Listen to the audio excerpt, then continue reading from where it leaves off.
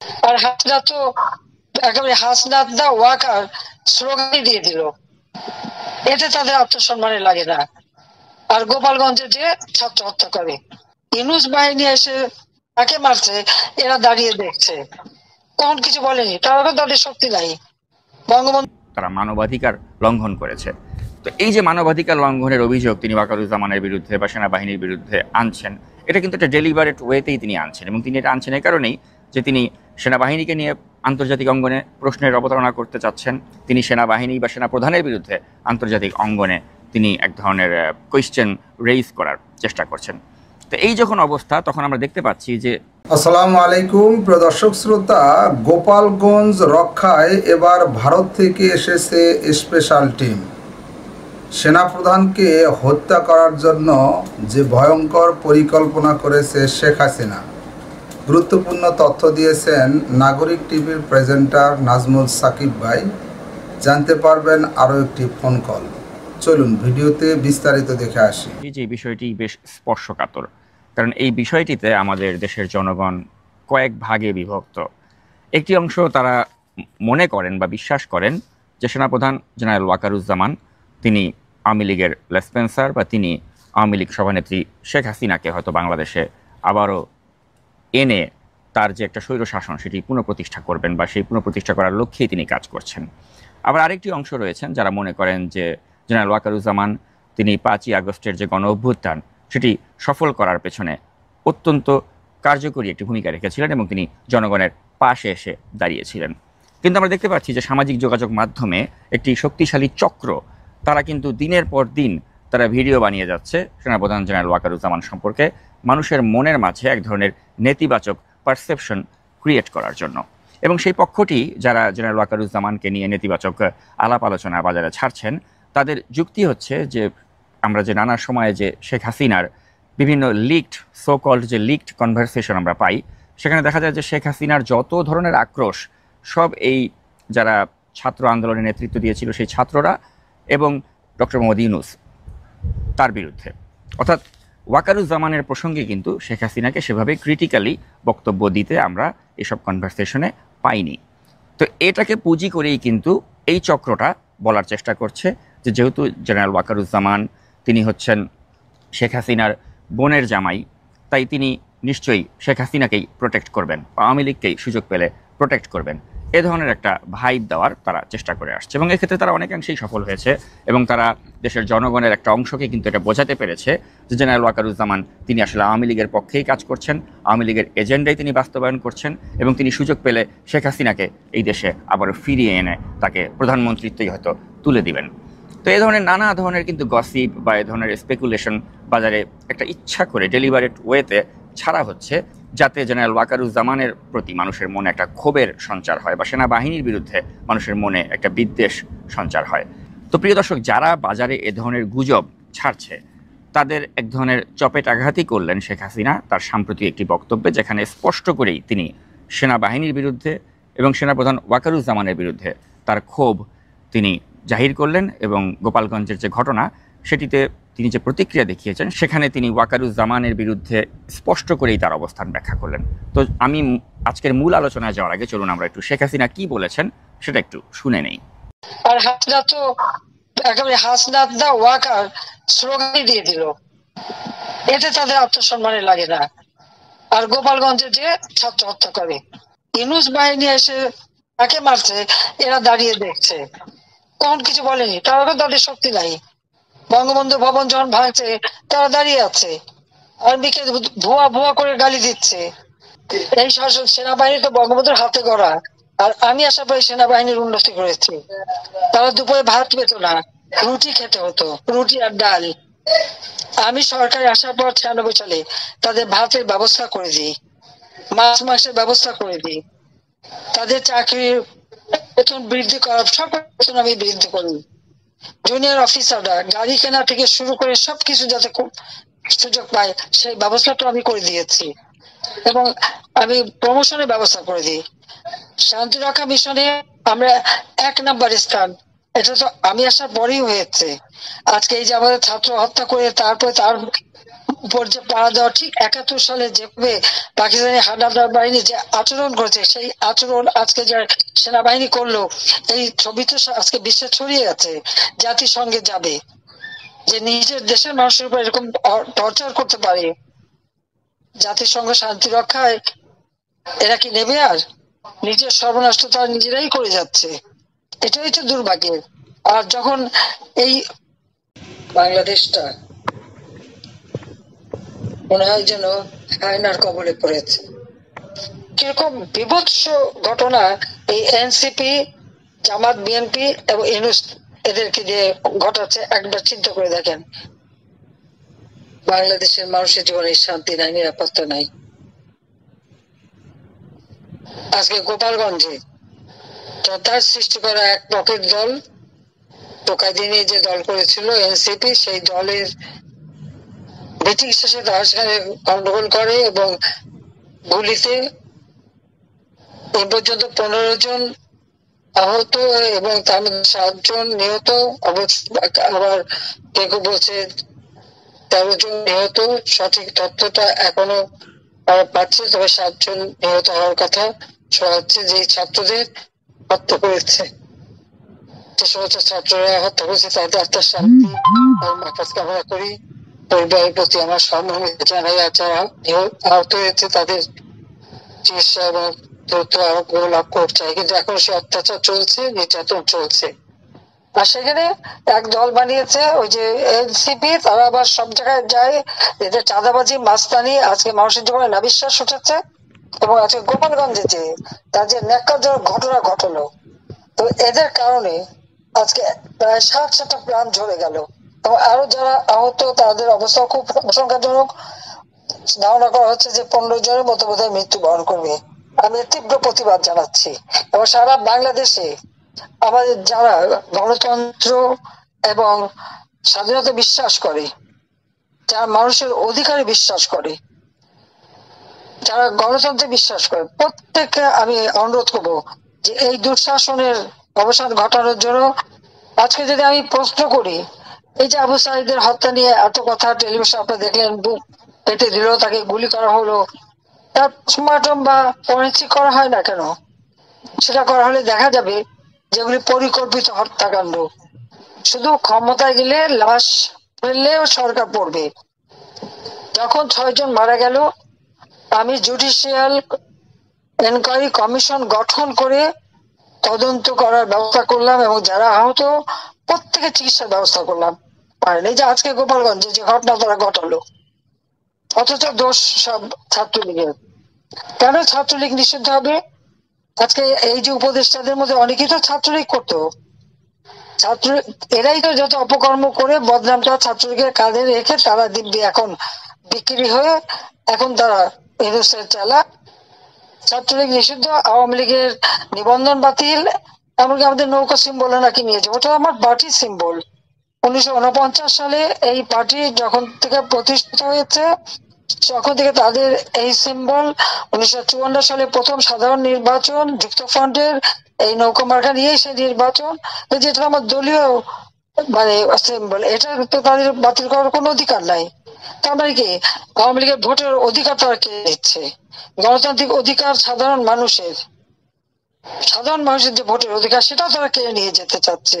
আমি এই হত্যাকাণ্ডের তীব্র প্রতিবাদ জানাই এবং সারা দেশের মানুষকে আমি প্রতিবাদ করবার জন্য এবং প্রতিরোধ গড়ে তোলার জন্য আমি আহ্বান জানাচ্ছি। কেউ এখন আর ঘরে বসে থাকার সময় নেই, সবাইকে যে যা আছে তাই নিয়ে এখন পথে নামতে হবে এবং এই দুর্ঘটনার হাত থেকে দেশকে মুক্ত করতে হবে। এবং এখনো টেলিভিশনে গোপালগঞ্জের যে চিত্র দেখাচ্ছে, চিত্র তার থেকে বেশি ভয়াবহ। অলিতে গলিতে ঢুকে ঢুকে মানুষকে গুলি করছে। তাদের অপরটা কি করলো? তাদের যায় কেন সেখানে?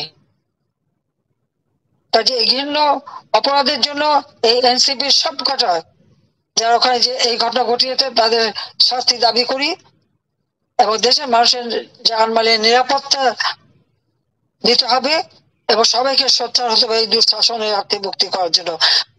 কাজে এই অন্যায় অবিচারের বিরুদ্ধে সকলকে আজকে আমি প্রতিবাদ করার জন্য এবং পথে আসার জন্য এবং ইউনূস সরকারের পতন ঘটিয়ে দেশের শান্তি, নিরাপত্তা নারীদের নিরাপত্তা নিশ্চিত করবার আহ্বান জানাচ্ছি দেশবাসীর কাছে, কারণ আমার আর কেউ নেই, আমার একমাত্র দেশবাসী আছে। তাদের জন্যই এসেছি, তাদের জন্য কাজ করেছি, দেশের মানুষের জন্যই আমি কাজ করেছি। কাজে মানুষই আমার, এটাই তো, আমি বাংলাদেশের সাধারণ জনগণকে তো আমার পরিবার হিসেবে নিয়েছি, কাজে তাদের মঙ্গলের জন্য আমি কাজ করেছি। কাজে আজকে গোপালগঞ্জে যে জঘন্য হত্যাকাণ্ড ঘটিয়েছে, আমি তার তীব্র প্রতিবাদ জানাই। এর জন্য দায়ী তাদের বিরুদ্ধে ব্যবস্থা নেওয়া হোক এবং তাদের শাস্তিমূলক দৃষ্টান্তমূলক শাস্তি দেওয়া হোক, সেটাই আমি চাই। আর সারা বাংলাদেশকে আমি আহ্বান করবো, এবং যারা বিদেশেও আছেন সবাইকে বলবো এই অন্যায় ঘটনার প্রতিবাদ করুন। জঙ্গি ইউনূসের হাত থেকে দেশকে রক্ষা করুন, দেশের মানুষকে রক্ষা করুন, নারীদের রক্ষা করুন, শিশুদের রক্ষা করুন। আজকে এখানে আপনারা শুনে নিলেন যে শেখ হাসিনা তিনি কি বলার চেষ্টা করলেন। তিনি ওয়াকারুজ্জামানের পক্ষেরই যদি লোক হতেন তাহলে কিন্তু এভাবে তিনি সেনাবাহিনীর বিরুদ্ধে বা সেনা প্রধানের বিরুদ্ধে কিন্তু বক্তব্য রাখতেন না।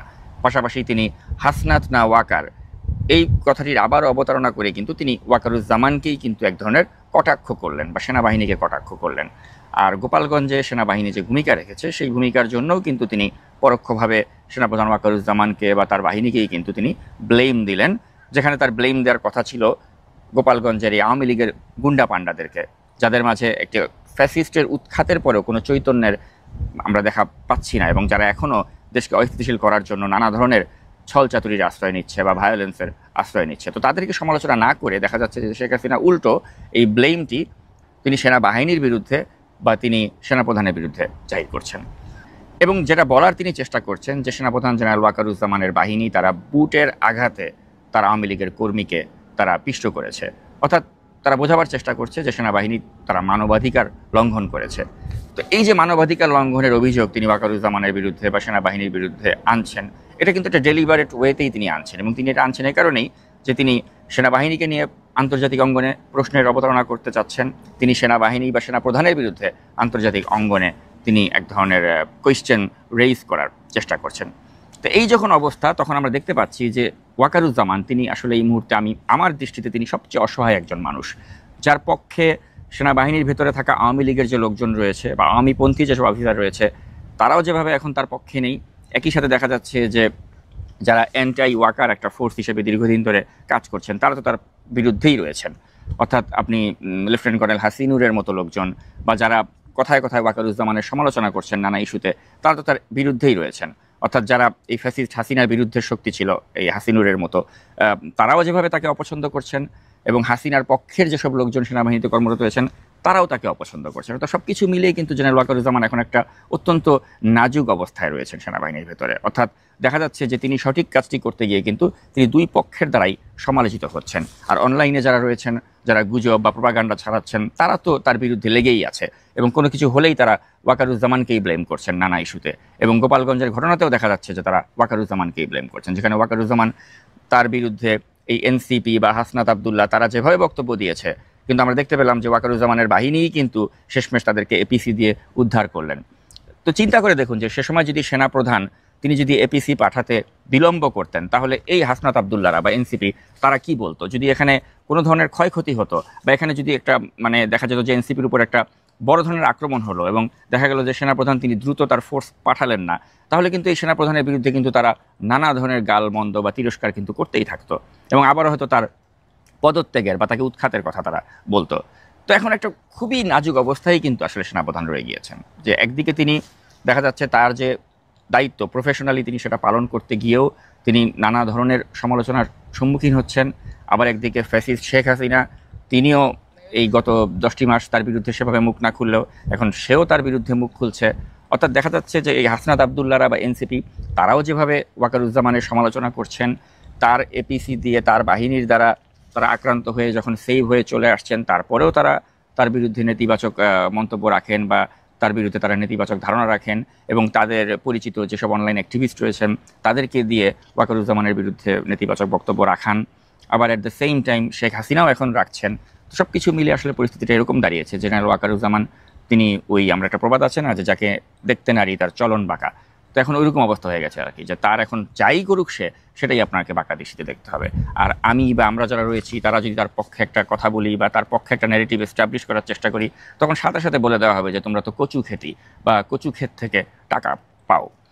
তো আসলে মূল বিষয়টা হচ্ছে, কয়েকদিন আগে হয়তো আপনারা দেখেছেন যে জনাব ওয়াকারুজ্জামান তিনি কিন্তু বলেছিলেন যে তিনি আসলে অভিভাবকহীন, তার কোনো অভিভাবক নেই এবং তিনি খুব অসহায় বোধ করছেন, এবং যে কারণেই তিনি আসলে চাচ্ছেন যে দ্রুততম সময় যেন দেশে একটি নির্বাচন হয় এবং একটি নির্বাচিত সরকার অভিভাবক হিসেবে যেন তার মাথার উপরে ছায়া হিসেবে আসে, এবং সে কারণেই কিন্তু তিনি দ্রুত একটি নির্বাচন আয়োজনের কথা বারবার বলে আসছেন। তো এটি নিয়েও কিন্তু অনেক সমালোচনা হয়েছে যে তাহলে কি তিনি ডক্টর ইউনূসকে নিজের অভিভাবক মনে করছেন না। কিন্তু মূল বিষয়টা হচ্ছে ডক্টর ইউনূসকে তিনি কীভাবে নিজের অভিভাবক মনে করবেন, যেখানে ডক্টর ইউনূস তিনি যখন রাশিয়াতে গেলেন তিনি তখন কি করলেন, তার সাথে কোনো আলাপ আলোচনা না করেই তিনি খলিলের মতো একজন ব্যক্তিকে তিনি নিয়োগ দিয়ে দিলেন নিরাপত্তা উপদেষ্টা হিসেবে, এবং সেই খলিল কিন্তু আবার দেখা গেল যে ওয়াকারুজ্জামানকে তিনি উৎখাত করে তার পরিবর্তে কিন্তু এখানে তিনি আবার কামরুলকে বসাতে চাইলেন। তো সব কিছু মিলিয়ে কিন্তু বোঝা যাচ্ছে যে আসলে ডক্টর মোহাম্মদ ইউনূস তিনি যদি অভিভাবকের দৃষ্টিতেই জেনারেল ওয়াকারুজ্জামানকে দেখতেন, তাহলে কিন্তু তিনি এই ধরনের ষড়যন্ত্র বা এই ধরনের ষড়যন্ত্রমূলক কর্মকাণ্ড তিনি করতেন না তার বিরুদ্ধে, কিন্তু তিনি তো করছেন। পাশাপাশি অনলাইনে যে অ্যাক্টিভিস্টগুলো যখন ডক্টর ইউনূস ক্ষমতা গ্রহণ করলেন তাকে যেভাবে সমালোচনা করতো, তারা এখন দেখা যাচ্ছে ডক্টর ইউনূসকে সমালোচনা করেন না, তাদের সমালোচনার এখন একমাত্র টার্গেট হচ্ছেন জেনারেল ওয়াকারুজ্জামান বা সেনাবাহিনী। তো সব কিছু মিলে আসলে পরিস্থিতি এমন হয়ে গিয়েছে যে এখন ওয়াকার তিনি আওয়ামী লীগের দ্বারা, শেখ হাসিনার দ্বারাও যেমন তিনি সমালোচিত হচ্ছেন, পাশাপাশি এনসিপি বা ডক্টর ইউনূস তারাও বা তাদের যে গোষ্ঠীটা রয়েছে বা গ্রুপটা রয়েছেন যারা দীর্ঘমেয়াদে ক্ষমতাটাকে আঁকড়িয়ে ধরে ক্ষমতার হালুয়া রুটি ভোগ করতে যাচ্ছেন, তাদের দ্বারাও তিনি সমালোচিত হচ্ছেন। আর আমার মতো গুটি কয়েক মানুষ যারা তার পক্ষে দু একটা কথা বলবো, তাদেরকে সাথে সাথে কচু খেতি ট্যাগ মেরে দেওয়া হচ্ছে। তো এই ট্যাগিংয়ের রাজনীতি এখন চলছে, এবং সেনাবাহিনীর বিরুদ্ধে বা সেনা প্রধানের বিরুদ্ধে একটা উদ্দেশ্যমূলকভাবেই কিন্তু একটা অপপ্রচার বা প্রপাগান্ডা মানুষকে বিশ্বাসযোগ্য করাবার জন্য একটা প্রচেষ্টা আমরা দেখতে পাচ্ছি। তো আমি পরিশেষে দর্শক আমি শুধু এতটুকুই বলবো যে যে কোনো পরিস্থিতিতে আপনারা বিষয়গুলোকে নির্মোহভাবে বিশ্লেষণ করবেন এবং কারো দ্বারা মোটিভেটেড হবেন না। ইভেন আমিও যা বলছি সেটাও আপনারা আপনার নিজের বিচার বুদ্ধি দিয়ে বিশ্লেষণ করেই কিন্তু সঠিক সিদ্ধান্তটি নেবেন, বা কে সত্য বলছি বা কে মিথ্যা বলছে সেটা আপনারা উপলব্ধি করার চেষ্টা করবেন। আর আমি শুধু আমার সম্পর্কে এতটুকুই বলবো যে আমি জেনারেল ওয়াকারুজ্জামানের থেকে জীবনে কখনো এক পয়সারও সুযোগ সুবিধা নেইনি এবং কখনো নিবও না, এবং আমি মুসলমানের সন্তান, আমি মিথ্যা কথা বলি না, এবং বলার যতটুকু সম্ভব আমি জীবনে চেষ্টা করি মিথ্যা থেকে দূরে থাকার জন্য। এবং জেনারেল ওয়াকারুজ্জামান প্রসঙ্গে আমি ওটাই বলতে চাই যে আমি আপনাদের সাথে মিথ্যা কথা বলছি না, আমি তার থেকে কখনোই কোনো ধরনের বেনিফিট নেইনি এবং বেনিফিট নেওয়ার মতো কোনো ন্যূনতম ইচ্ছাও আমার নেই। আমি যা বলছি তা আমি সম্পূর্ণরূপে আমার দেশপ্রেম থেকে বলছি এবং আপনাদেরকে সঠিক তথ্যটি দেওয়ার উদ্দেশ্যেই বলছি। এবং আমি একদম নির্দ্বিধায় আপনাদেরকে যেটা বলতে চাই যে জেনারেল ওয়াকারুজ্জামান তিনি যদি দেশপ্রেমিক নাই হতেন তাহলে 5ই আগস্টে কিন্তু তিনি ছাত্র জনতার পাশে ওভাবে দাঁড়াতেন না। এবং আপনারা হয়তো বলতে পারেন যে তিনি দাঁড়িয়েছিলেন কারণ তিনি যদি না দাঁড়াতেন তাহলে জাতিসংঘ থেকে হয়তো তার বাহিনীর উপরে নিষেধাজ্ঞা আসতো, নানা ধরনের অ্যাকশন হতো। তো কথা হচ্ছে এ ধরনের অ্যাকশনের কথা তো আমরা ওই 2018 রাতের ভোটে নির্বাচনের আগেও শুনেছিলাম। আমরা এই ধরনের অ্যাকশন আসতে পারে সেটা তো আমরা 24-এর ডামি ইলেকশনের আগেও শুনেছিলাম। কিন্তু কই সে সময় কি তৎকালীন সেনাপ্রধান ওই আজিজ বা শফিউদ্দিন তারা কি এগুলোকে কেয়ার করেছে? একটা স্বৈর শাসন যখন আমাদের উপরে জেকে বসে তখন ওই স্বৈর শাসনকে ফ্যাসিলিটেট করার জন্য যে ধরনের সেনাপ্রধানরা থাকেন তারা কিন্তু আসলে বাইরের থেকে কি হবে ওই চাপগুলোকে কিন্তু তারা উপেক্ষা করেই কিন্তু এগিয়ে যান। তো জেনারেল ওয়াকারুজ্জামান তো ইচ্ছা করলে পারতেন যে কোনো কিছুতে কর্ণপাত না করে শফিউদ্দিনের স্টাইলে বা আজিজের স্টাইলে হাসিনার নির্দেশ পালন করতে, তো তিনি তো পালন করেননি, কিন্তু ছাত্র জনতার পাশেই দাঁড়িয়েছিলেন। তো সেই অ্যাপ্রিসিয়েশনটা তাকে না করে তাকে শেখ হাসিনার বোনজামাই উল্লেখ করা হচ্ছে এবং তাকে নানাভাবে কালিমালিপ্ত করা হচ্ছে এবং বলা হচ্ছে যে হাসিনা সবার সমালোচনা করলেও কেন ওয়াকারের সমালোচনা করে না, এই অভিযোগ তার বিরুদ্ধে আনা হচ্ছিল। তো এখন যারা এই অভিযোগ আনছিলেন তাদের সেই বাড়া ভাতে ছাই দিয়ে ঢেলেছেন স্বয়ং শেখ হাসিনা, এবং শেখ হাসিনাই কিন্তু এই গোপালগঞ্জের ঘটনার পর তিনি এখন দেখা যাচ্ছে যে এই সেনাপ্রধান ওয়াকারুজ্জামানের সমালোচনা করছেন, সেনাবাহিনীর সমালোচনা করছেন। তাই এই পরিস্থিতিতে আমি দেশবাসীকে বা যারা আমার এই ভিডিওটি দেখছেন তাদেরকে একটা কথাই বলবো যে যারা গুজব বা প্রোপাগান্ডা বা কিছু ভিউ কালেক্ট করার জন্য আপনাদেরকে মিসগাইড করছে বা সেনাবাহিনী সম্পর্কে বা সেনা প্রধান সম্পর্কে নেতিবাচক একটা ধারণা দেওয়ার চেষ্টা করছে এবং একটা পপুলিস্ট কনসেপ্ট হিসেবে দাঁড় করিয়েছে যে এই মুহূর্তে আপনি ওয়াকারের বিরুদ্ধে কিছু বললেই কিন্তু অনেক অনেক লাইক, শেয়ার এবং ভিউজ পাওয়া যায়। তো ওই যে এই স্রোতের টানে যারা গা ভাসিয়ে দিয়ে আপনাদেরকে মিসগাইড করে ওয়াকারের বিরুদ্ধে সমালোচনা করছে, আমি আপনাদেরকে অনুরোধ করবো যে তাদের ব্যাপারে একটু সচেতন হন, সজাগ হন এবং তাদের উদ্দেশ্য সম্পর্কে একটু নিজের বিবেককে প্রশ্ন করুন। কারণ এই সেনাপ্রধান যদি আমাদের দেশের একটি ক্রান্তি লগ্নে ওই গণ অভ্যুত্থানের সময় তিনি যদি ছাত্র জনতার পাশে না দাঁড়াতেন তাহলে কি পরিমাণ রক্তপাত ঘটতো সেটা জাস্ট নিজের বিবেককেই জিজ্ঞেস করুন। পাশাপাশি এই অতি সাম্প্রতিক সময়ে গোপালগঞ্জে যে ঘটনাটা ঘটলো, সে সময় যদি এই সেনাপ্রধান সাথে সাথে এপিসি পাঠিয়ে আমাদের এই হাসনাত আবদুল্লাহ বা যারা আমাদের জুলাই অভ্যুত্থানের হিরো তাদেরকে বাঁচাতে তিনি যদি উদ্যোগ গ্রহণ না করতেন, তাহলে কি পরিমাণ রক্তারক্তি হতো সেটাও আপনারা একটু নিজের বিবেককেই প্রশ্ন করুন। অথবা দেখা যাচ্ছে যে এই মানুষটি এখন শেখ হাসিনার দ্বারাও সমালোচিত হচ্ছেন, পাশাপাশি ডক্টর ইউনূসের যারা চালা চামুন্ডা রয়েছেন তাদের দ্বারাও তিনি সমালোচিত হচ্ছেন। অর্থাৎ তিনি সব দিক দিকেই কিন্তু তাকে এক ধরনের কোণঠাসা করে ফেলার বা সেনাবাহিনীকে কলঙ্কিত করার একটা প্রচেষ্টা আমরা দেখতে পাচ্ছি, যেটা উদ্দেশ্যমূলক। এবং এটা আমি মনে করি যে আমাদের দেশকে, দেশের সার্বভৌমত্বকে, দেশের স্বাধীনতাকে এবং আমাদের দেশের নিরাপত্তাকে প্রশ্নবিদ্ধ করছে এবং নিরাপত্তাকে হুমকির মুখে ফেলে দিচ্ছে। তাই আমি বলবো যে নির্বাচনের জন্য দাবি জানানো বা দ্রুত নির্বাচন অনুষ্ঠানের জন্য তাগিদ দিয়ে আজকে এই সেনাপ্রধান তিনি কিন্তু একটা টার্গেট হয়ে গিয়েছেন একটা স্বার্থান্বেষী গোষ্ঠীর দ্বারা। এই বিষয়টি আমাদের উপলব্ধি করতে হবে এবং দ্রুত নির্বাচন চাওয়া বা দ্রুততম সময় নির্বাচন আয়োজনের জন্য কথা বলা, এটা আসলে গণতন্ত্রের পক্ষে কথা বলা। এবং একজন সেনাবাহিনীর লোক হয়ে তিনি গণতন্ত্রের পক্ষে কথা বলছেন, এটা যদি তার দোষ হয়ে থাকে এবং এর জন্য যদি তাকে এভাবে ক্যারেক্টার অ্যাসাসিন করা হয়ে থাকে এবং এভাবে যদি তাকে কালিমালিপ্ত করা হয়ে থাকে, সেটা অত্যন্ত দুর্ভাগ্যজনক। তো আমি আশা করি আমার এই ভিডিওর মর্মার্থ নিশ্চয়ই আপনারা উপলব্ধি করবেন প্রিয় দর্শক, এবং চিলে কান নিয়ে গেছে। দর্শক শ্রোতা, এই বিষয়ে আপনার গুরুত্বপূর্ণ মতামত কমেন্ট বক্সে আশা করতেছি লিখতে পারেন। কমেন্ট বক্সে আপনার মতামত।